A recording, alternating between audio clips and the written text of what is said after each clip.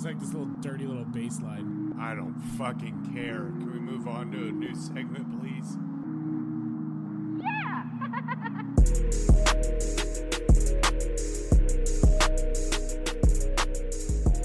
Welcome to Just Two Fans, a sports show about sports, Obviously. about life, Because sports are life. and about just whatever the hell we feel like talking about. So, let's go. What is up, everybody? What's good, y'all? Welcome to the Just Two Fans podcast. I'm Jay Friedlander. That is Eli Johnson. And joining us, as always, super producer Cameron. Say hi, Cameron. Oh! Really? Hi, Cameron. Bro. We can't let it die. We can't. I wondered when I was going to get the first one in. I just figured, just right off the bat. Rip the Band-Aid. Yeah, The best thing about us going to Madison this week to watch Oregon play Wisconsin is Eli can actually buy me Froyo like he owes me. We actually have time to do it. We got a We'll lot of have the time. energy. We got a lot Well, of time. Yeah. We're going to be together for less time than we were last time, but we're going to have more time. Does that make sense? a lot more it makes, time. It makes sense. A lot of timey-wimey It stuff. makes sense if you don't think Yep. about it. Exactly. For show. We're doing a rapid fire episode today. This is going to be pretty Eli's got a 5 a.m. flight. quick and down and dirty. Eli's got a connection the wrong direction from Madison, Wisconsin tomorrow. Dude, they're like they're no good flights. Yeah, and this time of year, So- he's not even going across the time zone, right? Like, they still in are they in West Coast time right now? They are in Phoenix, yeah. Yeah. So Yeah. Not even making Oh it no, out. where it is a time zone. It Oh is. no. Oh, Now that's yeah, right. They're in ours, Yeah, yeah. sorry. They're in ours. Yeah. We wouldn't be crossing the time zone. but You know wouldn't be. Yeah. I will be. All right. So rapid fire, let's just get right into it. We're not going to talk about any other sports or the fact that the Chiefs are the luckiest fucking team in the world. Mhm. We're not going to go into that. We're just going to rapid fire through last week's results, tell you what our records were. We're going to do our rankings. We're going to go through the current CFP rankings, give our reactions to that, preview next week, and then we're done. It's going to be that quick. So Yeah. let's jump into it. A quickie, as the Um, kids say. I'm just going to Hey, go man. through these. A couple of these I'll ask for reactions. A couple we're just going to kind of talk about quickly. Iowa at UCLA on Friday. I tell you what, man, UCLA is starting to play some decent football. They look good. They They pretty look good. Yeah. Shocking result, according to all of our spread and money line picks, but Yeah, none of us had that. nope. Iowa's just so inconsistent, man. So inconsistent. Like their offense specifically is so inconsistent. Yeah, I kind of thought we'd see them on an upswing in this game. I didn't see them Yeah. losing by 3 with a total of 37 scored points. 17 points. Like, Yeah, like I mean, the whole 17-point thing isn't that surprising. It is Iowa after I mean, all. Iowa's scored 40 points multiple times this year, and it's I not like know, but it's still UCLA. Iowa, man. Stop it's it. their Still peaks and Iowa. valleys were far more drastic this year. Oh yeah, than- Yes. like last year was like, oh, their peak was 3 more points this week Yeah. Mhm. than what they've done the past 3 weeks. Yep. Ohio State hosted Purdue, and that was about the end of that. Yeah. I thought 45-0. I didn't think Purdue was going to keep it close. I thought Ohio State would maybe take the foot off the gas a little bit. Turns out they're not doing that this year. They So, did. They only scored True. 7 points in the fourth. True. They Yeah. hosed them. I didn't think So- Purdue was going to get blanked. It was Yeah. just well, they got blanked by the two best teams in the Big Ten. In the Um, country. Yeah, I mean, in the country right now. Yep. So, yeah, that's that. Rutgers hosted Minnesota. We all missed on this one across the board. Man, I was this close. For the listener, I'm holding up my fingers in a very small amount. I was this close to picking Rutgers for that game. I just had the gut feeling, and I was like, no, Minnesota's playing really well. My initial pick was Rutgers, and then I changed it. But now That's what I'm you mad get. at myself. That's what you get. That's what you get. Indiana hosted Michigan in the first like real like test, right? Like Michigan's having a down year, but it's still Michigan. Yeah. Yeah, And they still have Indiana the defense and obviously been on a heater to start the season, and it showed that they really hadn't faced a true defense yet, because this Indiana team that scored 40 points in just about every game, I think, other than when they played Washington, was held to 20 points and almost lost this game. If Michigan had any semblance of an offense, they would have lost this game. yeah. But I mean, it shows that Indiana Indiana's continues to win. vulnerable, but they're Right. continuing to win. And yeah, I mean, they're a good team. I don't think they're a great team yet. Right. They're a good team with a really easy schedule. Yes. That's what they are. Mhm. Maryland went into Oregon. I got this wrong. We definitely missed the spreads on this one. Dang. So I'll adjust that. But Oregon played a fairly pedestrian football game to their standards and still blew out Maryland. Yeah, I we talked about it in our text chat over the game. It was like they sleptwalked to a blowout victory. Yep. Like absolute sleepwalk. They didn't look like they wanted to be there. It was just the talent gap was so massive. Yeah, I mean, the Right. only signs that they were going to do a little bit extra were, the direct snap, fake punt, Yeah. and like the linemen, like that stuff was like, oh, Let's just Okay, talk they do about wanna that play. drive real they quick. do want to play, like, and it was all in that drive. Yeah, They were stopped in their. This was in the third quarter, I believe. Yep. Yeah. Third quarter, they were stopped on their side of the field. Right? It was like 4th and long. It was like 4th and 7 from like the Mhm. 25. Their 25, Oregon's 25. And they ran a fake punt and Jordan Birch ran for like 38 yards, which was awesome to see. Mm-hmm. They also ran a double reverse pass on that drive. Mm-hmm. And they also had a touchdown pass to a lineman on that drive. Yep. And they also had a 2-point conversion with a direct snap to a lineman on that drive. Which here's the thing. Genius play calling. Oh, phenomenal. One, like the team was like, we saw, like we were talking about it. They looked flat. They were absolutely flat. Let them have some fun. Let them get their mind off the game and just play ball and throw a couple trick plays in there. If they work, then it fires you up. Right. Second, mastermind recruiting. If you're an offensive lineman in the 2025, 2026, 2027 class, and you go, they have an offensive lineman who scored a touchdown, and they also had an offensive lineman score their 2-point conversion. How do you not go to Oregon, man? Yeah. Yeah. Genius Well, also, move. like the people on Twitter freaking out about like why you having to pull these tricks out of the bag against Maryland, right? I think it's genius in that regard too, because do you know how much game planning teams now have to do for everything that Oregon might do? Yeah. Like the amount of time you now have to put in the scout team and in prep and in film for all of these random ass possibilities that they probably won't do against whoever in the Big Ten championship, for example. Like they probably won't run any of that. Yeah. I was talking. But they with have to Sam. spend time to plan for it. Yeah, I said that to Sam during the game. I was like, that is something that now everyone's seen and goes, oh shit.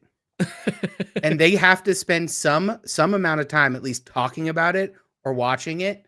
And that's time they're not doing other things, because now they can do this. A 6'6", 330-pound lineman just caught a little jump pass in the end zone. You have to plan for that now. Yeah. You cannot let him get free, and you have to notice that he's lined up in the tight end spot. Like that you have to do that now.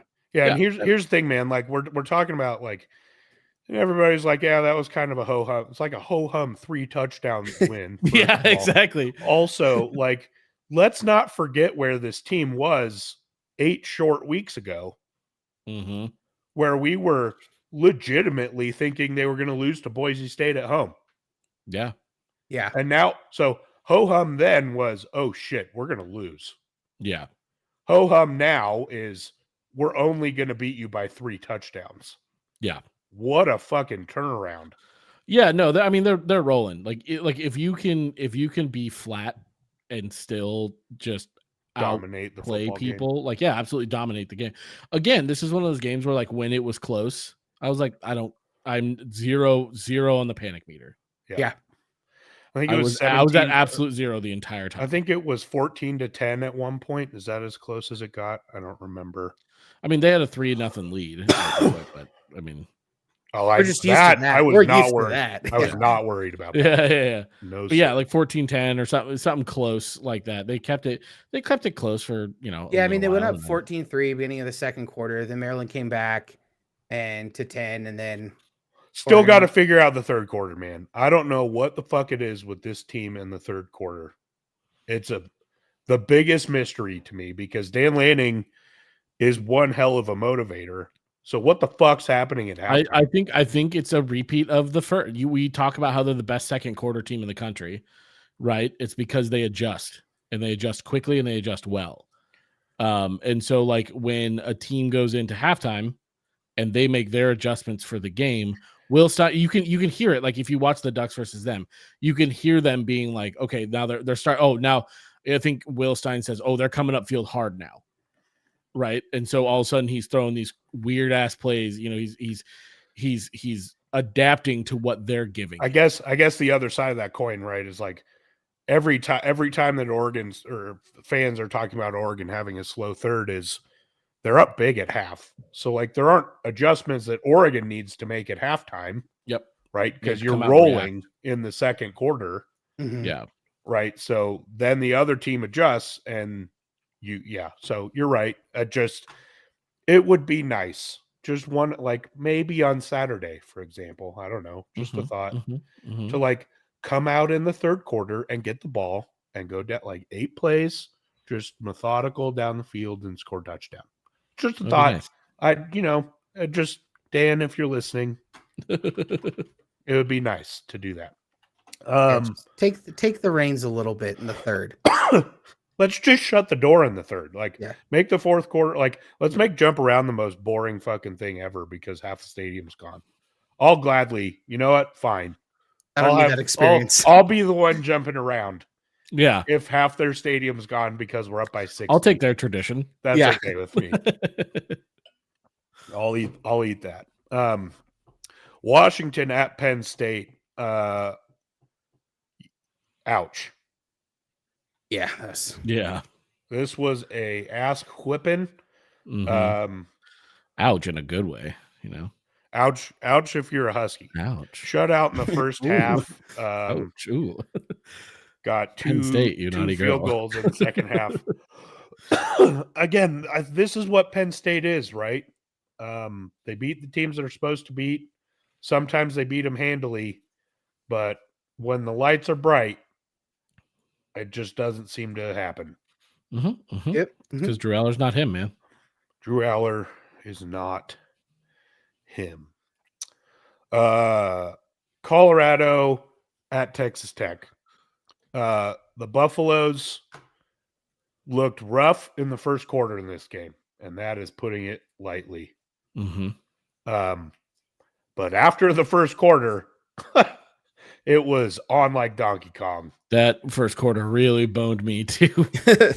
Yes, on my bets, I had Travis Hunter over 100 yards or 105, and Shedeur at 329. I missed by like a combined 40 yards between the Travis. two. You missed Travis by 6. He got 99 yards. Yeah, I know. I'm very aware. I'm very aware of his 15 first quarter yards. I tell you what, man, this Buffs team's legit. And I saw Joel Klatt today on Colin Cowherd, I think it was. And he was talking about this is the reality for Colorado. Colorado at their best is the best team in the Big 12. And I think that's pretty clear at this point.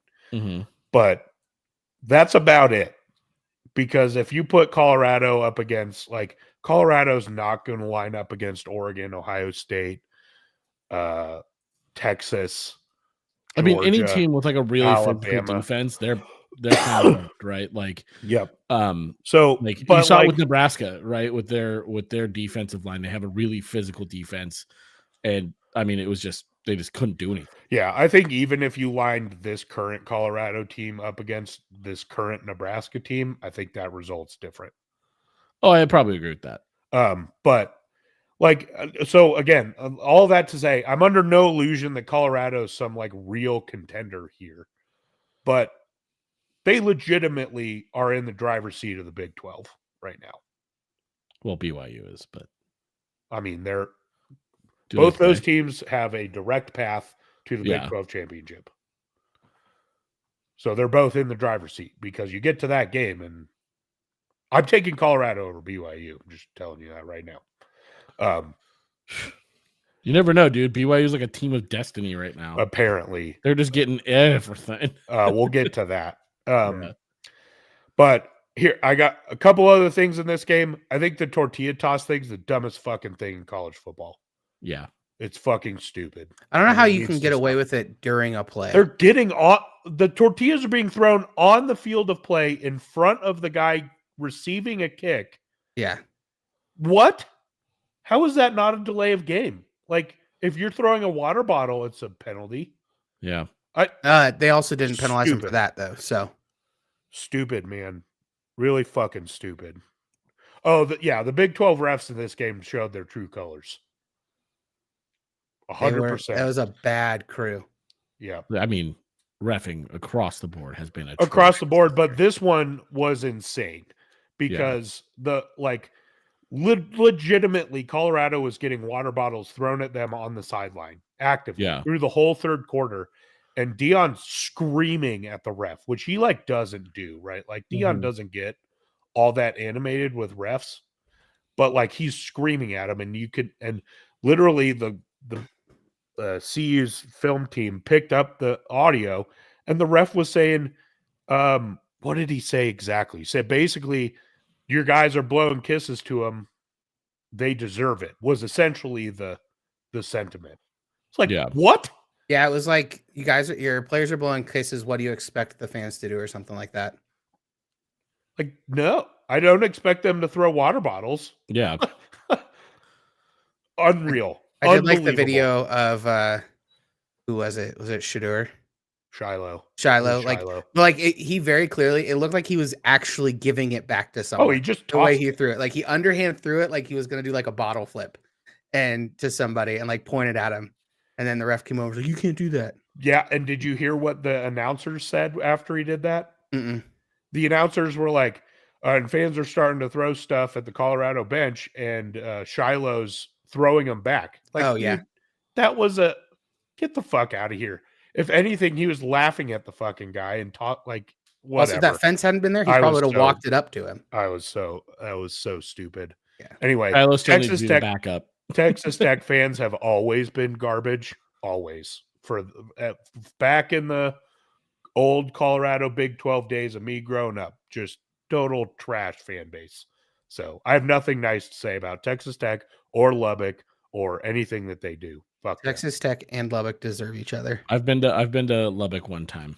Me too. I was with you. Yep. I drove past really, really quickly.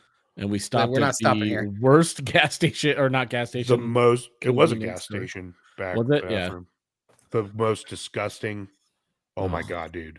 Ugh. It was like ingrained in my brain how bad that was. Anyway, fuck Lubbock, fuck Texas Tech. Cheap gas though. It's where they make it. Yeah, but truly, it's where all the make dinosaurs died. Yeah. Nobody knows. The Fighting Dillies. Fighting Dillies. Do it again, man. They be rolling. They're rolling. The Big 12's bad, which really helps them, right? Kind of like Colorado, right? If Colorado's in the Big 10, they're not beating those top teams. Same with Arizona State. But give credit where credit's due. They're winning these games, and they're 7-2. Yep. Would not have picked them to be 7-2. We didn't pick them. I think we all picked them at last. We did. No, I think I was a little bit higher on them. I don't remember who I picked last, but it wasn't. I actually think I put Houston last. I might have as well. But I did not have them near the top. I can tell you that. No, So no, sir. good for them. The Holy War, BYU at Utah. What an absolute shit show of a reffing job this was. I don't know, man. There's no words for how bad some of these calls are. Yeah. So for those who don't know, BYU was basically stifled for most of this game. They had a fourth quarter comeback effort, but it was 4th and 10 from like their 5, right? So they had 95 yards to go, under 2 minutes. Quarterback's getting chased out of the end zone. Game was over, right? He threw the ball away in the end zone. It was going to be safety. And they called a defensive holding down the field. On the like, if you're just looking at this play in a vacuum, by definition, it was probably a hold. I mean, it was definitely a hold. But like by the definition of the play, 1,000% they made the right call. But they also had been doing that all game and hadn't called it. Yeah. So like you choose that moment to make that, like at some point you're setting a precedent of what you're letting guys get away with, and you choose the most critical play of the game to call the penalty. What are we doing? Right. Mm-hmm. And then so anyway, BYU marches down the field and kicks a game-winning field goal.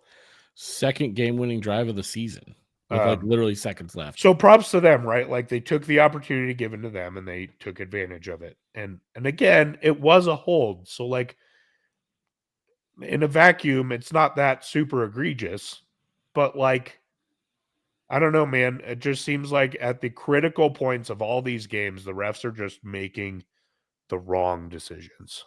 Mm-hmm. And as an Oregon fan who's been on the receiving end of that more times than we can count. I mean, Stanford. I had straight up flashbacks to Stanford 2021. Oh, okay. Let's not get crazy here, Jamie. That call was nowhere near that wet final drive in that Stanford game. But that's what the drive reminded me of. Yeah. Oh God, that was the worst. That was the worst. I watched that game again the other day. Oh, why? I like when I'm working, I'll like have like old Oregon games on. I'll do like because like Football in 60 or whatever is on YouTube, and I'll watch it. And I kind of forgot what year that happened, and then I was watching that game, and I was just like, and like I was watching the drive again, and I was just like, I still to this day watching that game, knowing how this all ended up and all this shook down, that is the worst officiated drive I have ever seen in my fucking life. I was like watching it and I was like, okay, one, egregious holding the whole way down the field. Yep. Egregious. Like, I don't remember who the defensive end was. Like fully like horse collared to the ground. No, was it? I don't remember. I think it was. Anyway, somebody was just like literally like pulled down like at the quarterback multiple times. Like fully pulled down, like dragging an offensive lineman behind him. Like, and then those pass interference calls were just atrocious. Wasn't there a targeting too? Yeah, but it was before they could overturn targeting. Right? Yeah. Yeah. Oh God, it was so No, bad. It was they overturned the targeting, but they couldn't overturn the penalty. That's what it was. Yeah, because it was unnecessary roughness. And then they called with targeting or whatever. But it's bad. Bad. It was bad. Just making my blood boil. Anyway, I know. I just watched it again, and I was just like, fuck, I was all mad again. Did you see the video of the BYU AD? I think it was even like during the kick, or like it was before the end of the game. Went up to the head ref and said, "This is why we fired you from the Pac-12." Yep. The BYU. Yeah. No. The Utah AD. I was like, why would this? Sorry. The Utah AD. Whittingham yelled it at him. The AD said something in the press conference. Whittingham yelled it at him. No, it was the AD. He had his beanie on, and he walked up to the ref. It must have been right after the game ended. Whittingham was yelling at the ref, but I don't think it was that. The AD literally walked up to the head ref and said, "This is why we fired you from the Pac-12." because he got fired from the Pac-12 like 2 years ago. Yep. That's fucking hilarious. I don't love what the AD did after this game, right? Like, I get that reffing is frustrating, but like a lot of this, especially things like defensive holding, they're put in such a fucking terrible spot with how Mhm. the rules are written. Like, you just can't do that, right? And like, my point, like, after that, like, okay, you get the holding called on them. They still had to go 90 fucking yards. Yeah. Mhm. It was more than that. It was like 97. I mean, they had to kick a field goal, so it was less, but like, Yeah. they True. still had half the field to go. But it's like we Mhm. talked about last Like, week. stop Like, 'em. stop them. Yeah. Now, like, okay, you can be mad about the call, right? And like, it does change. Like, the game was over. Utah stopped them. Game over if that call doesn't happen. And that Mhm. totally changes mindsets, right? Because like BYU, all of a sudden, they've got new life. They're energized. And Utah's deflated because they thought they won. So, like, I get it. But like, also, and like, I've heard Jared Goff talk about this in like the Saints Rams NFC Championship game with that egregious pass interference call. Mhm. Like, like they asked him, like, do you apologize to Saints fans? He's like, fuck no. They're like, was it pass interference? He's like, was it called pass interference? No. They had a chance to win the game. Yep. They ran the ball. They, who knows if he even makes the field goal, right? Like, there's so many, like, you can point to a call all the time, but like, at some point, just stop them. This is where like that Oregon drive is so much different, right? Because it was just play after play. The whole fucking drive was just egregious calls across the board. So Yeah. it's like we literally couldn't do anything because you guys are inept. Yeah. But like this one, it's like one call, like, okay, stop them. And they didn't, right? So BYU we didn't even continues talk on. about reffing during the Oregon game. Now those boys did not keep their hankies in their pockets. Oh my god, dude! Every Maryland- play. It was the same with Maryland the was- Colorado Texas Tech game, by the Yeah. way. Maryland was kept in that game remotely by the refs. Like, it was absolutely insane. And like, to be fair, a lot of them were good calls, and Oregon was shooting themselves in the foot. But it was just like a lot of them were chippy calls at best, and there were a couple that were bad. But like, I was just like, I texted you during the game. I was like, literally, this entire drive has been. That's why the panic meter was at 0, right? I was like, this literally their entire scoring drive, their first like touchdown drive, 90% of their yards were from penalties. Did you hear? I forget who was interviewed. It might have been Birch. After the game, they were talking about all the penalty yards that Oregon had, and he said, "Oh yeah, coach makes us do an up down for every penalty yard we had, so we're gonna pay for this on Monday." That's hilarious. Because they had like 100 and something. I mean, Yeah, they had a lot of there were the probably penalty some yards. guys puking on Monday. Yep. But it was the same in the Colorado game, man. Like, and it was undisciplined shit, right? Like, it was bad, but like, what are we doing? Yeah. Yeah, reffing this year's been especially terrible across the board. Florida at Texas. Texas dominates. I had an asterisk here, so I chose to. You chose Florida to cover if Lagway played. And he didn't. So I Win-loss. win-loss. I'm exercising my right to win that.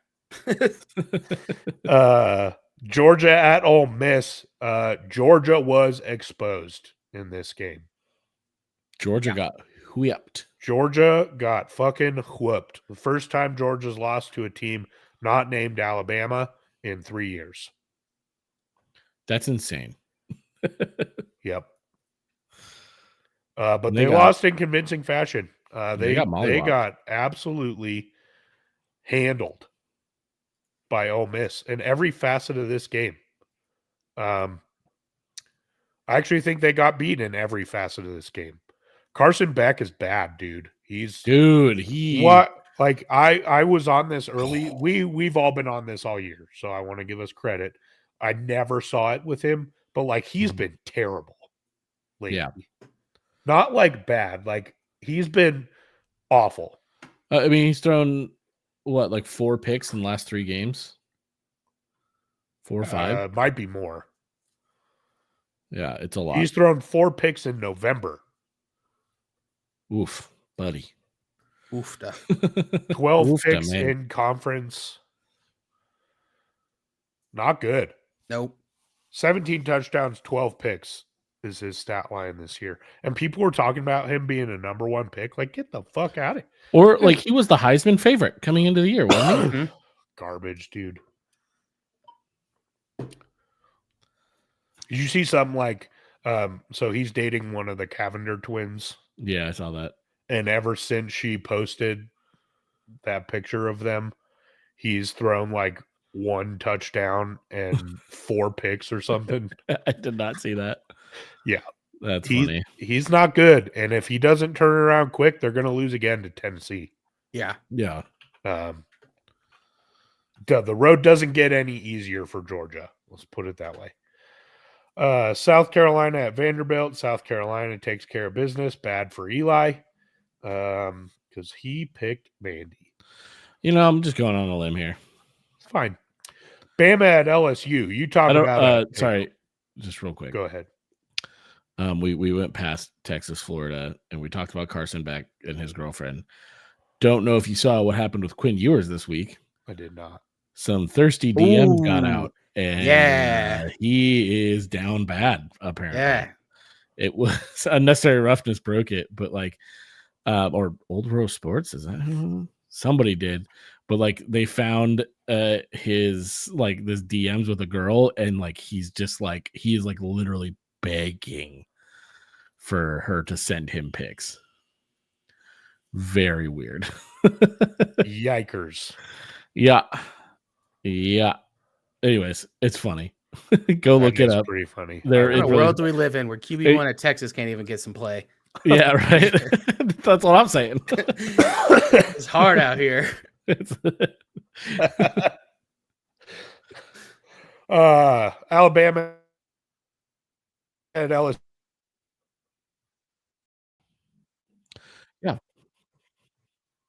Oh, did we lose him? Is he back?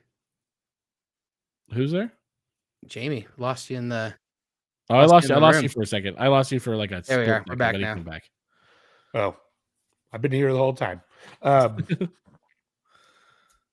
What did you hear last? Alabama took this one personally. Yeah, we got that. So that's what it is. I thought Death Valley at night would be more intimidating than it was. Me too. Yeah, it It was not, turns out. no. Yeah, they shut that crowd up early and then just kept the door closed. Mm-hmm. Yep. Um, That was you could hear a pin drop by the end of that one. Yeah. Oof, buddy. Alabama. Jalen Milroe had 4 rushing touchdowns and like 250 yards rushing.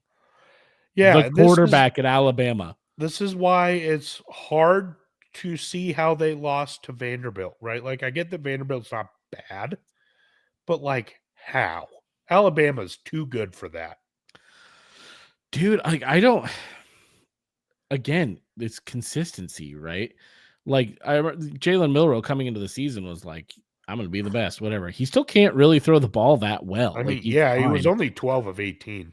Yeah, but guess. like apparently LSU forgot that quarterbacks can run, Yeah. are allowed to do that, and because he just, I mean, it seems like every fucking play he's just like, and actually I'm just going to run this for 45 yards. Thank you for the touchdown. Like it was crazy. I don't think I've ever seen anything like that, especially in the SEC, man. The Yeah. quarterback rushing for 240 yards or something like that, and 4 touchdowns, like basically untouched. 12 carries, 185 yards, 4 180 touchdowns. yards. Okay, still, I I think averaged 15 yards a carry. his last two games against LSU, he has 8 rushing touchdowns. This So is what apparently, Brian- if you're playing LSU, run the ball with your quarterback. This is what Brian Kelly is too, right? Like, he beats the teams he's supposed to beat, and then he will just throw out absolute stinkers Yeah. every year. That was his entire career at Notre Dame. Yeah. And that loss to USC is looking worse and worse by the week. It's looking bad. But the SEC is going to be fucking crazy, man. Every team has Tennessee's leading the way with one loss, but every team beyond that has 2 losses or more. It's going to be wild to finish this thing out. You know what's really annoying for me right now? What? The narrative behind the SEC Oh right my now. gosh. And I actually agree with the narrative. I right now, know, I do too, and I hate it. that they're cannibalizing themselves. No one has ever gotten that fucking benefit of the doubt in any other conference. Not a single one has gotten the benefit of the doubt that they cannibalize. The Pac-12, we saw Did this last every year. year. No, they did saw it every year. Every year. But we saw last year, especially because the Pac-12 was so good. But they didn't get the benefit of the doubt because of the cannibalism in the conference.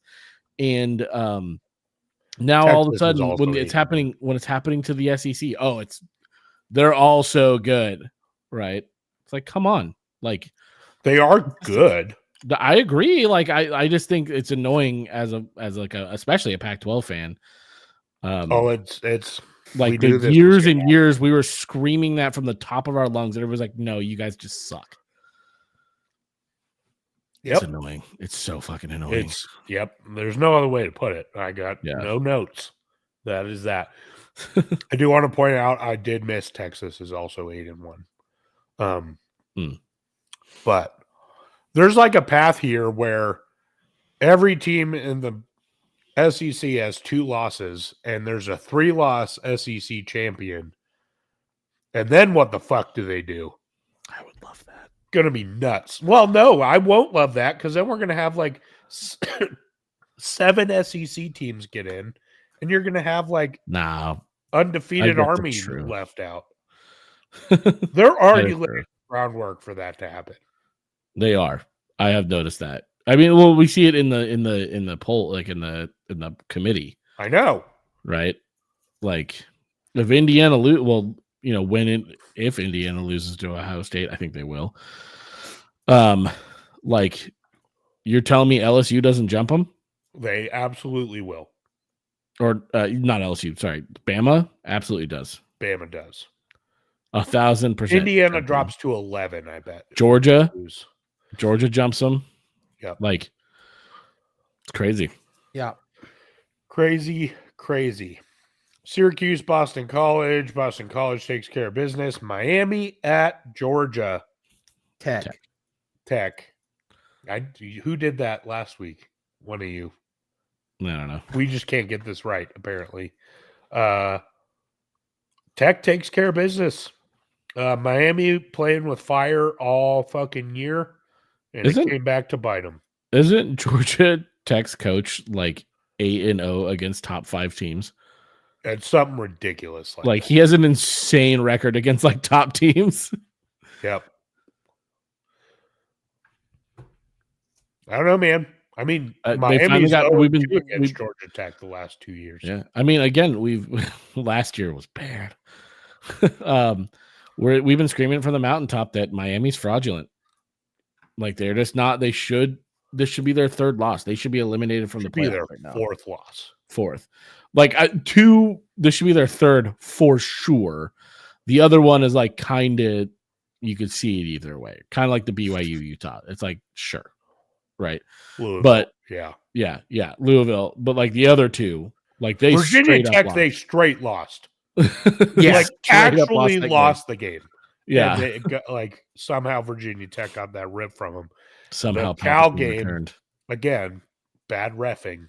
Yeah, led to a touchdown to win the game. Fucking insanity, dude. Anyway, they got Wake Forest and Syracuse to finish out the year, so they're going to be 11-1. they're going to be in the ACC championship. So, crazy. Someone, who knows, man? Smooth. Probably SMU. Probably And I'll SMU. take SMU in that. I Yeah. would too. SMU's played really good fucking ball. Yeah.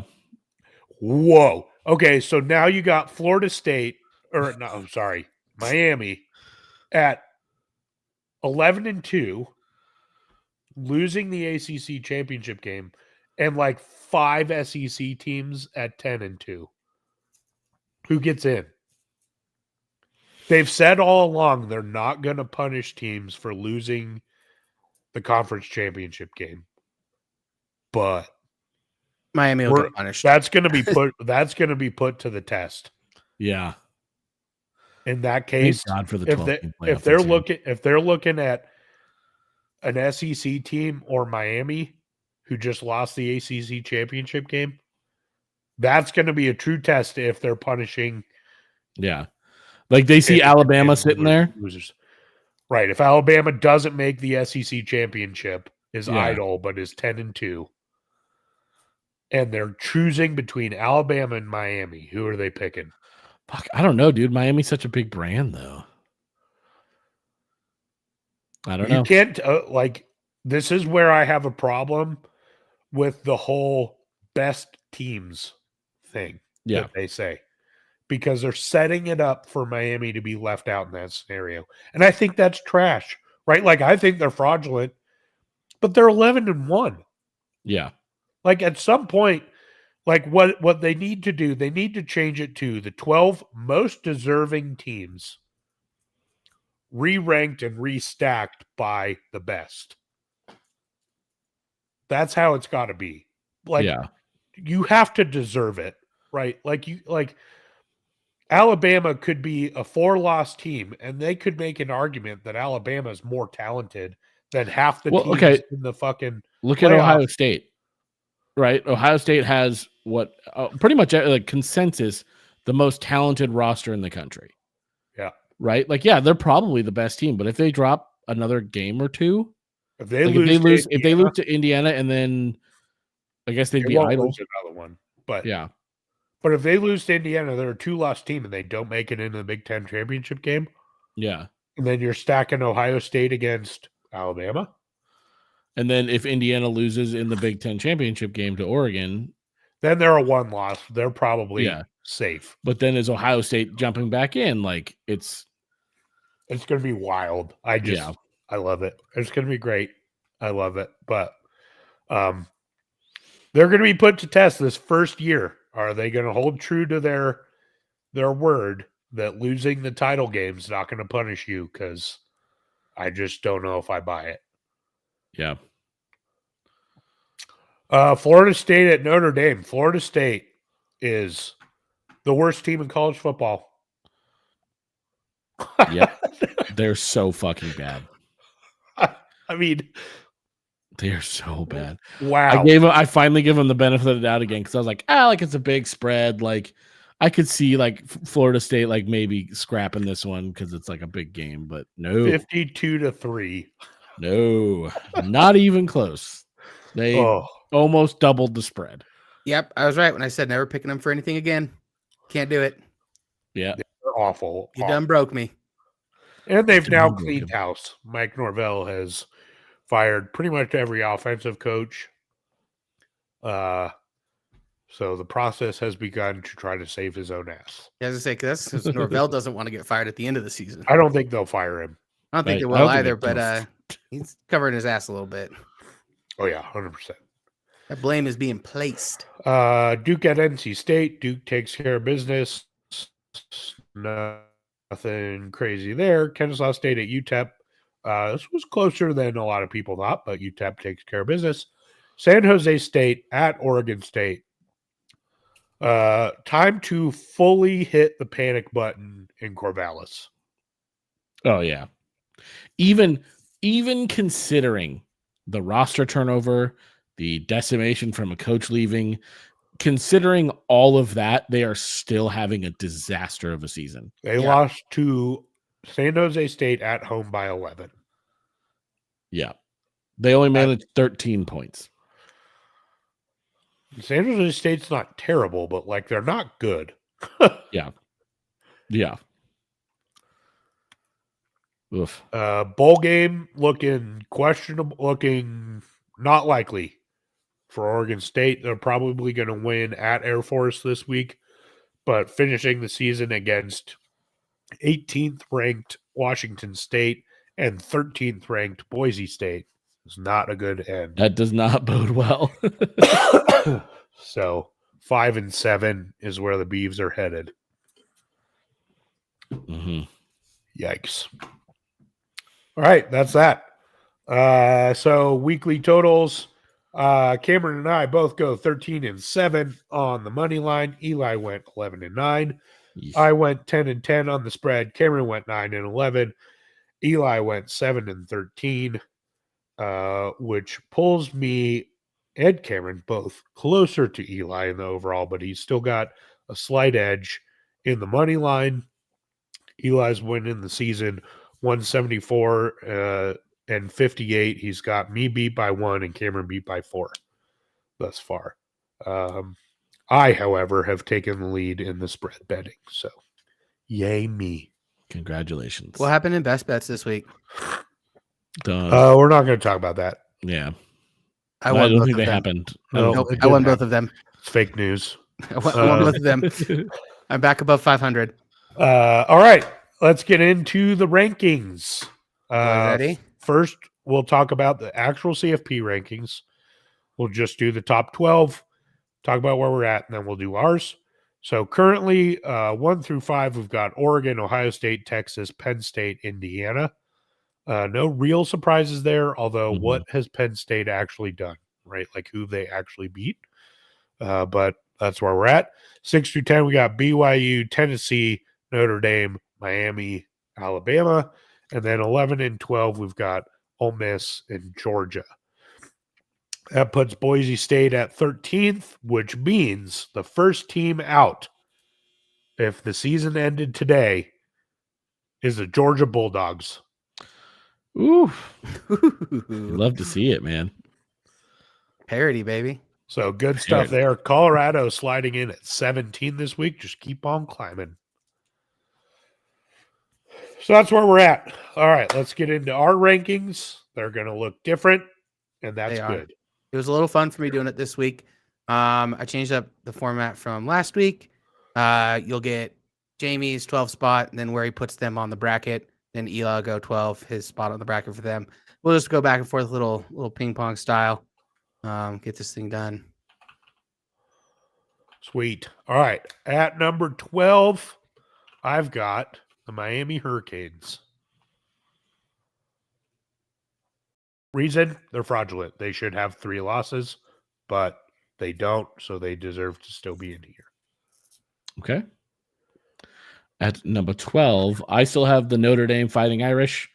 Kind of my bottom few kind of stayed the same because just like they was all kind of chalk. So yeah, they I didn't don't have Notre Dame in here, and Notre Dame's at 8 in the poll, but like, you can't lose to fucking Northern Illinois at home. I'm sorry. That knocks you down. Yeah, a I lot. mean, yeah, that's fair. You have them at 12, but and I think that's fine. Yeah. Ever since then, they've played really good ball. I get it. You know, I'm that's a big one for me. That's like a resume killer almost. yeah, fair. For sure. At 11, I've got the Boise State Broncos. Ashton Yeah. Genty. That's my It's reason. Yep. My number 11 is the Hurricanes. Dropped them pretty far down, but not quite as far as you. Same thing. They're fraudulent, but they're still gonna win out. So, Yep. 10, I've got the Crimson Tide. Like, I'm contradicting myself a little bit, but this team's just so talented and good. And that LSU game showed me, like, all right, they're still Alabama. So 10's where I've got them. Yep. Okay. My number 10 is Boise State Broncos. That stays the same as last week. It's where they were. Again, nothing really moved the needle for me. kind of in these bottom guys. So just gonna keep them right where they are. Solid. Number 9. This is pretty low. I've got BYU. Wow. And again, I kind of looked at this as I've got the 12 most deserving teams, and then I rack and stacked them after that. Do I think BYU is better than Alabama? No, but they are undefeated, so the resume still has to play a factor in the rack and stack. So again, undefeated, but like I like if you're asking me if BYU is going to beat any of these top 12 teams, I'm going to say no. Gotcha. And that's why they slide into the 4 spot. You got them winning the Big 12. Yes. Oh yeah, sorry. They go to the 4 seed because right now they're the highest ranked Big 12 team. Yep. Okay. My number 9, I have the Georgia Bulldogs. I didn't knock them down super far. I probably should have knocked them down further. Hard to do that. Still the Georgia Bulldogs. You know, it's hard to continually knock them down, but yeah, I don't know. I just kind of, maybe this is kind of a panic pick. I probably should have moved them up a little bit. Moved the other teams up a little bit and Georgia down, but that's where I got them. If I was to look at this again, I would have switched my 8 and 9, but I've got SMU at 8. I would have switched them because BYU beat SMU. So I would probably flip this. BYU would be at 8. SMU would be at 9, but here we are. That also puts SMU at the 3 seed because they are the top team in the ACC. All right. At number 8, I have SMU. Again, respecting the head-to-head, I think they're a good team. Yep, I would have flipped Really that. in contention for the ACC title. So I believe I have them actually at the ACC title, and so that would put them at the Should be 3. 4. Right? Should be the 4 seed. All right, I have to check the text that you sent me. I might have fucked it up, but It should be the 4 seed because they're the lowest ranked conference champion. Yeah, you've got them in Yes. here on the 3 seed on what you sent me. my bad. Who does he have it for? They're coming up. Yeah, so Flip little those, flippy but- floppy. Yeah. Number Clerical 7. error. Number 7, I've got Ole Miss. Big win against Georgia. I think it showed a lot. So I'm rewarding them for that. They have bad losses, but again, I'm trying to rack and stack here. Really, if you're looking at this from basically 6 through 12, you can make an argument for any of those teams in any spot right now. But they Okay. slide in at the 9 seed in that case. Nice. At the 7 spot, I have Tennessee. They're winning the SEC right now. They've shown real flashes of not being good, and they've shown real flashes of being good. So just kind of have them in that 7 spot, see what happens. Puts them at the 8 seed. Number 6, I've got Tennessee. Basically for the same reason. Puts them at the 8 seed. Nice. My number 6, I have Penn State. Again, kind of like, yeah, they're a 1-loss team and they've lost to Ohio State. But who have they beat? So I'm kind of putting them a little further down because like they really haven't won a big game. But they're still, 1-loss team to one of the best teams in the country. So At 5, I have Penn State. Hey, look at Same gig. Puts them in the 7 seed. nice. Okay, 5 for me. Indiana. I have a very specific reason for my next 2. Indiana's look good. They struggled, not mightily, but they did struggle against Michigan, who we've seen is not a great team. So I put Indiana here because in their first real test, they haven't really shined. But they're still undefeated. Yeah, gotta respect that a little bit.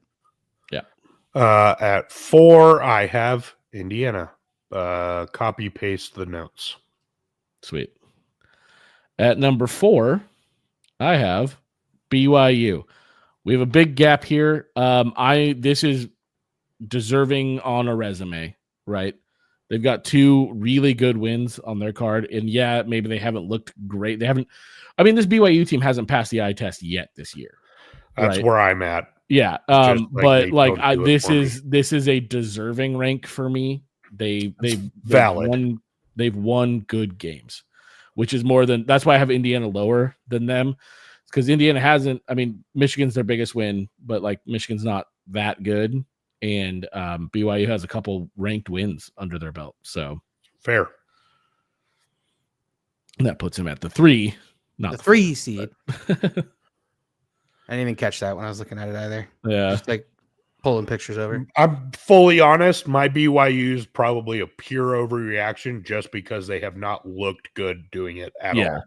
Oh no, they look terrible. I mean, not terrible, but they don't pass the eye test. Pedestrian. It's 2 Yeah. different stories. Like if you look at, just down the scorecard, and then if you watch the games, that's 2 different teams. Yeah.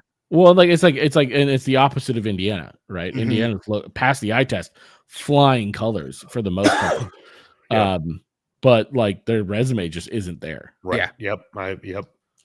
Fully agree. At 3, I have Texas. That Georgia loss is killer for them. They just looked bad when they faced a real opponent, and that's why I've got them there. But that puts them at the 2 seed as the SEC champ. Yep. My number 3 is also Texas. No note, same as Jamie. Puts me at That number 2. puts 2 is Ohio State. Second best team in the country, lost to the best team in the country. Yeah, rinse and repeat that for me. Number 2, Ohio State, second best team, lost to the first best team by 1 point. And that first best team is Oregon. No No doubts. notes. You know what we think. Yep. Nice. Nice. So that's us. I'll probably shuffle this up next week. Did this during work the other day really fast and didn't look at it again. So Yeah, that's exactly what I did too. there's definitely some stuff like SMU should not be above BYU on mine. So like Yeah. clear oversight. Well, and especially with how these weeks have been playing out too. Like there's some just an inherent shuffling every week by how some of these teams are showing up. Yep. And then for us to have a setup like this. Yeah, I think what I'm going to do moving forward is I'm going to put in my 12, right? Like here's the 12 teams, and then I'm just going to rank them. And it's going to be 3 things, right? It's eye test, it's resume, and then it's who do I think is better. And those 3 things have to come into account. Maybe someday I'll come up with like a formula so I don't actually have to guess, but yeah, it's gonna be muddy as fuck the next 3 weeks. Yes, it is. Especially with some of these games coming up. Oh, it's gonna be wild. Speaking of games coming up, let's get right into that because we're rapid firing this thing. So let's get into this week's slate. We're gonna start with the Big Ten as always, work our way down through some of the other games. UCLA at Washington on Friday night. Washington is a tale of 2 teams. One team is a home team that plays pretty good football. The other team's a road team that plays pretty bad football. This game is at home. That being said, I'm taking UCLA because fuck Washington. Dubs down. Dubs down Taking forever. UCLA. Ohio State travels to Wrigley Field to play Northwestern. Ohio State's a 29.5 point favorite, and that's not enough because this is going to be ugly. Gross. It's going to be gross. I agree with you. Yeah, I think it's be another 45-0. Something like that. Where it inbounds. Michigan State at Illinois. This game's getting interesting because Michigan State's playing better football and Illinois is playing worse football. And I'm just on this train where I want Illinois to end up 6-6, so I got slapped before Oregon just crushed their will to live. Fair. That's fair. So you're taking Michigan State. I'm gonna take Illinois. Michigan State. I've been riding with Illinois, so I'm taking it. Yeah, I'm riding with Illinois just for the storyline. I think the storyline is I took a slap in the face to end Illinois. And I think we're it was coming the team from- of destiny until just like it's from my destiny to slap Yeah. Jamie in the face. And the fact that you got to do it in person again Oh. before their will was just crushed in Yeah. Eugene. Yeah. Wonderful. Penn State at Purdue. Purdue is bad at football. Penn State is pretty good at football. Penn State big. Okay, I'm going Penn State, but Purdue to cover. After last week, I think there's going to be a letdown here. I'm picking Purdue to cover. Don't know why. It's at Purdue. Maybe the spoiler maker's making an appearance. You're So just are you taking- sticking to that gun. Are you taking Penn State big-ish? Like, Yeah. since they're 28.5 point favorites, like big. Yeah, like 26 points. Yeah. They're going to win by 28. 4 touchdowns. Yeah. They're Yeah, going to win by somehow 28. still We're going to gonna- lose. Yeah. Yep. Yeah. Nebraska at USC. 2 teams headed in the wrong direction in Cool. the second half of the season. USC is a 9-point favorite at home. I'm taking USC to win, but this one's going to be close. Okay. So Nebraska okay. covers.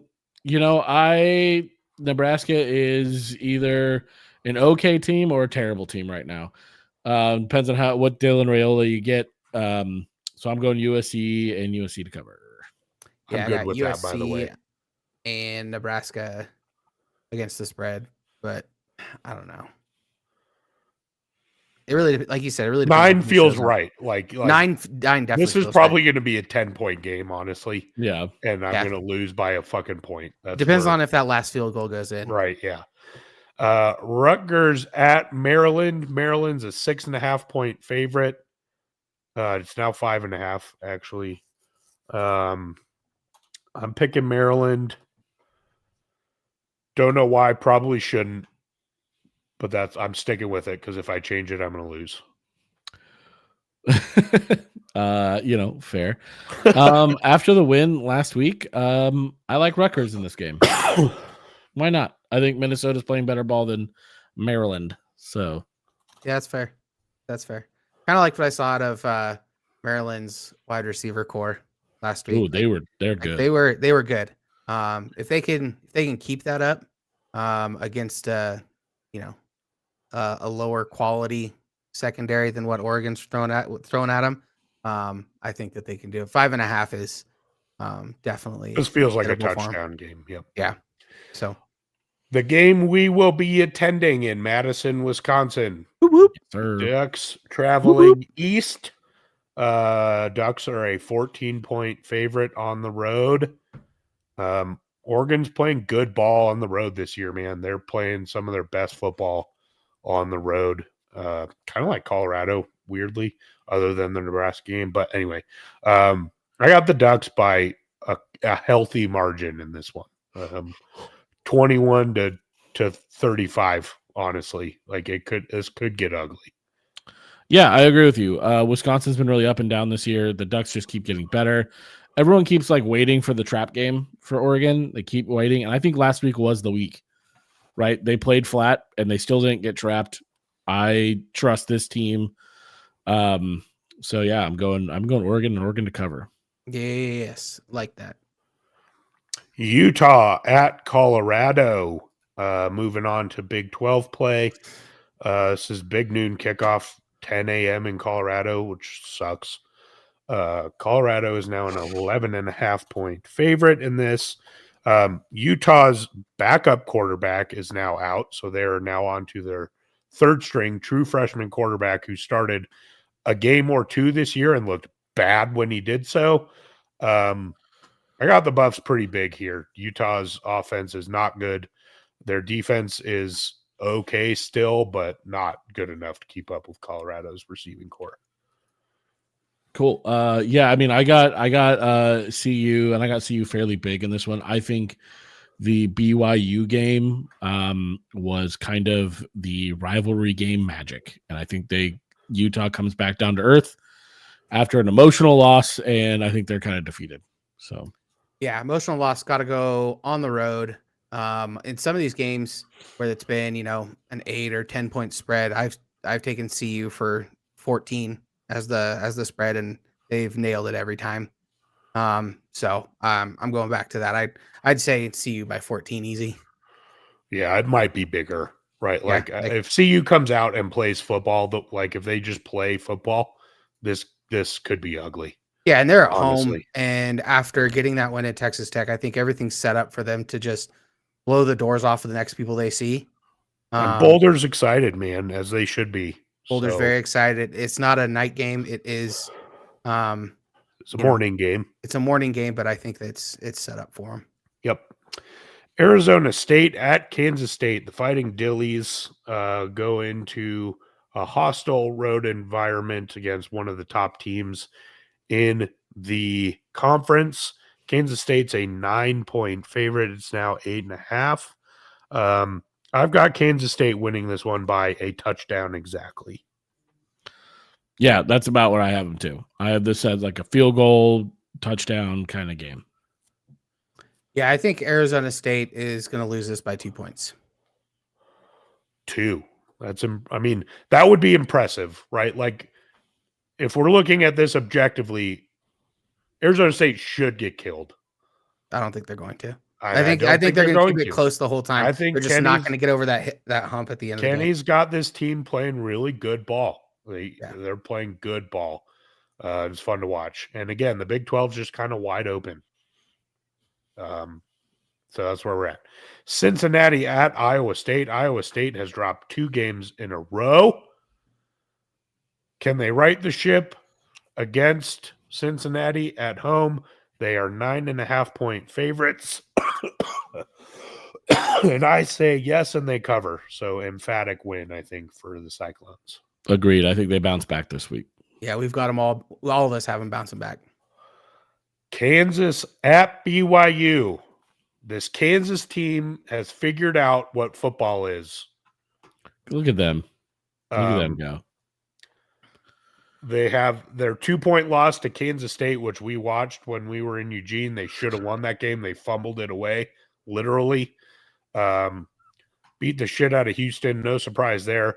Could have beat Arizona State, right? So if you're going back their last 4 games, 2 of those were coin tosses, and they lost the coin tosses. The other 2, they won fairly convincingly. The Iowa State game, Iowa State almost came back, but Kansas is playing good ball, and that's bad news for Colorado, who has to go there in 2 weeks. But BYU coming off that emotional win against Utah, I'm picking Kansas in the upset.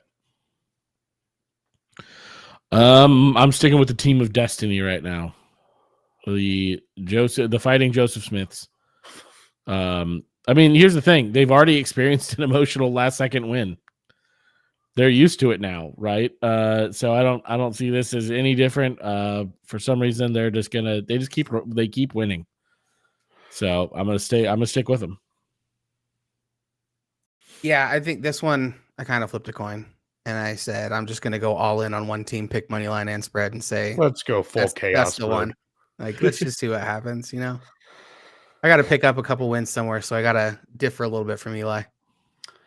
Moving on to the SEC. The SEC. There it is. There it is. LSU at Florida. LSU coming off that blowout loss to Alabama.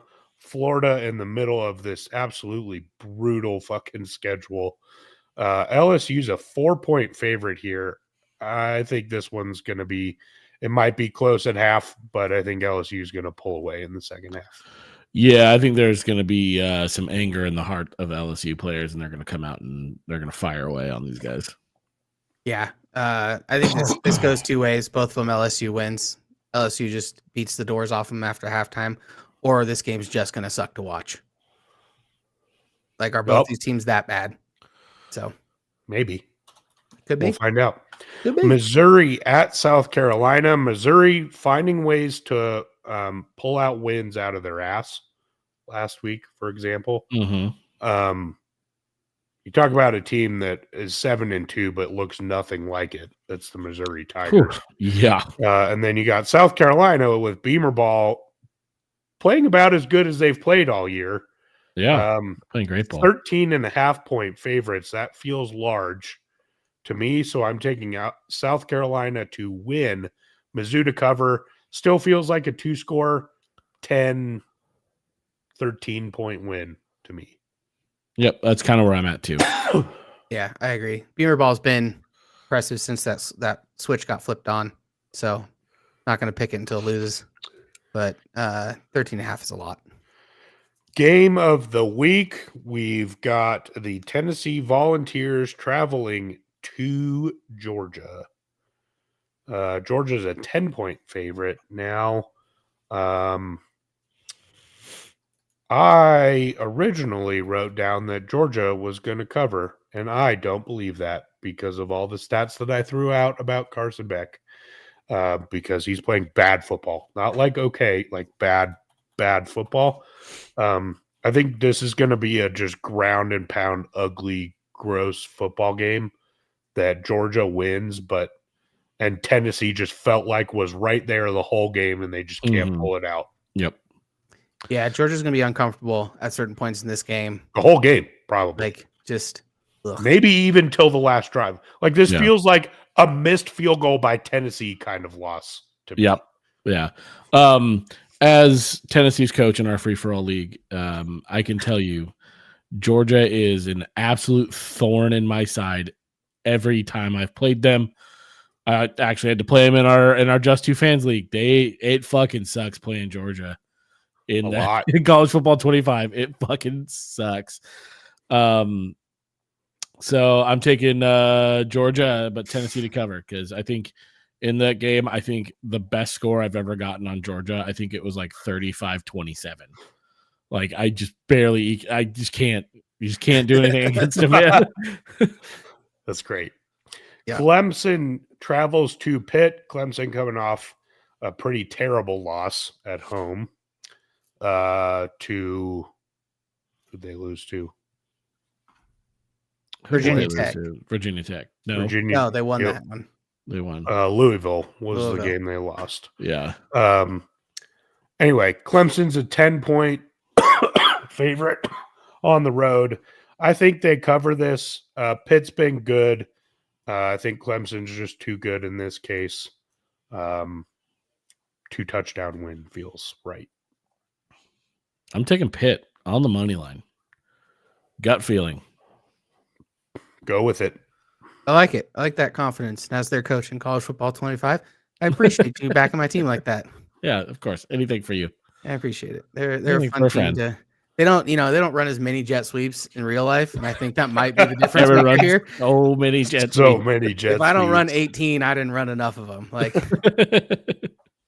so, but I got Clemson both ways. Syracuse at Cal.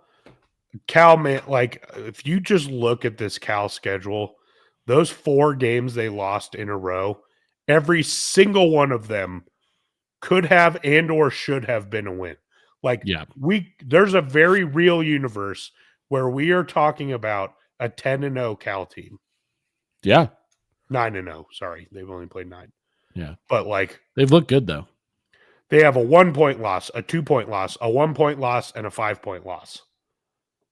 Like that. Insane. Talk about just heartbreaking. Yeah. Yeah. They're a 5-4 team that is playing good football. They're a 5-4, 9-0 football team. Yep. At least 8. And they got screwed over in one of them. So. Yeah. Absolutely hosed. Syracuse playing pretty good football other than that Pitt game shit show against Pitt. That being said, having to go all the way across the country to Cal playing good brand of football right now, I got the Golden Bears. Same. Cover. Yep, got him. Virginia at Notre Dame. Virginia coming up with a big win last week against Pitt. That was a surprise. Notre Dame, as we've talked about, playing really good football of late. Notre Dame is a 23-point favorite in this. I think Notre Dame's a team on a mission right now, and they're out to embarrass folks because they have to. Yeah, they don't get a championship. And they have the worst loss. Like they gotta put the hurt on in the last couple of weeks. And they have. Look into that. Yeah, To be and fair, they're doing put a it, hurt on people, but they can't So- stop. They so I gotta got- keep going. Yeah, so I got Notre Dame big. Yeah, I do too. I think they're just all gas, no brake right now. Yeah. All gas, no brakes, for sure. This line has changed a lot. Boston College at SMU. We've got the Mustangs playing as good a football as you can see in the ACC right now.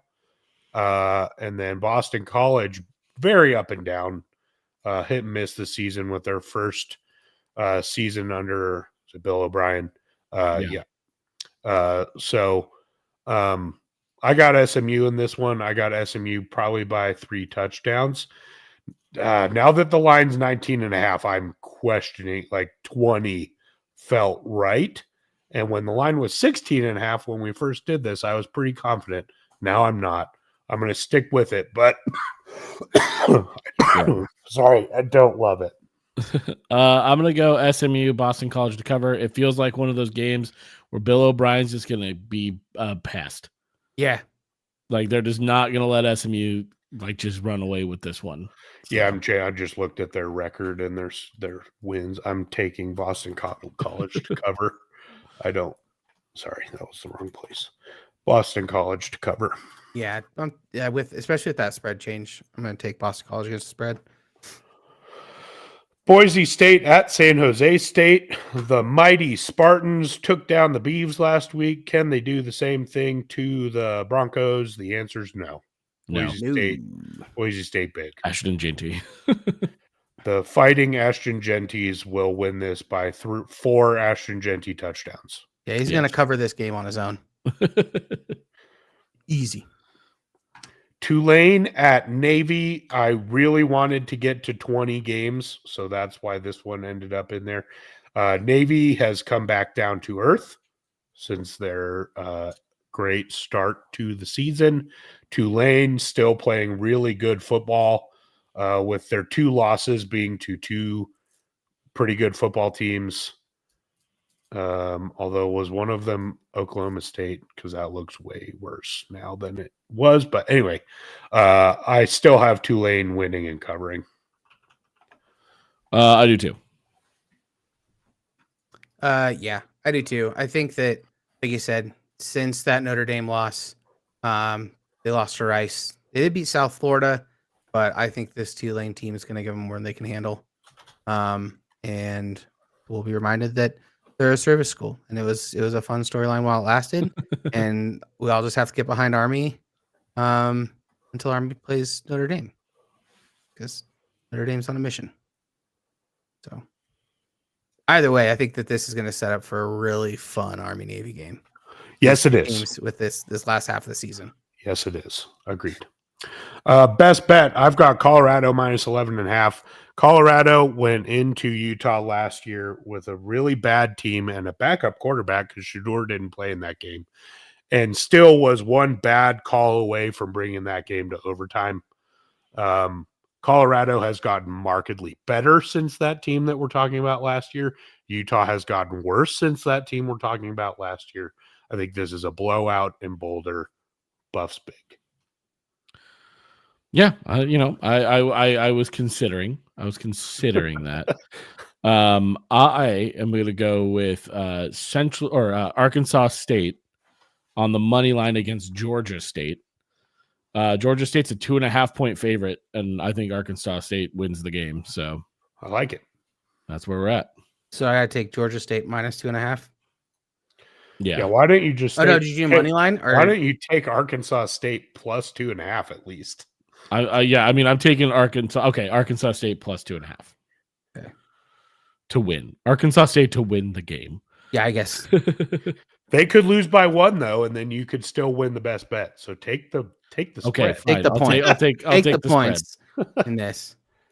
Arkansas State. No, fuck it. No, I'm taking the confidence pick here. I'm going Arkansas State Okay. straight up. I hope not for our sake, because I want our record to improve, but I hope now Arkansas State loses by 1. They probably will. But I'm taking the confidence pick here, boys. You make me place that and then cash it out and then place it again. All right, that's where we're at. Doing it so quickly. I had to We scroll kept down it so damn Pretty far. short Yeah. for you, Eli. That was for you. Thank you. I appreciate it. Who gets the buzzer beater? I'll do it. Eli gets it. Listener, viewer, thank you for tuning in. We love you guys. You rock. Zeta June, thank you for letting us use your music in our outro. That is super cool of you guys. If you want to go listen, that would be super dope. Chris, thanks, but no thanks for not showing up again this week. That was very cool of you. Cameron, thanks for all you do behind the scenes work. Your awesome sound bites and I'm trash. the bracket and all of that. It's great. Say bye, Cameron. Bye, Cameron. Until next week, Eli, what is your buzzer beater? My buzzer beater is. It's time for bed, bitches. Deuces.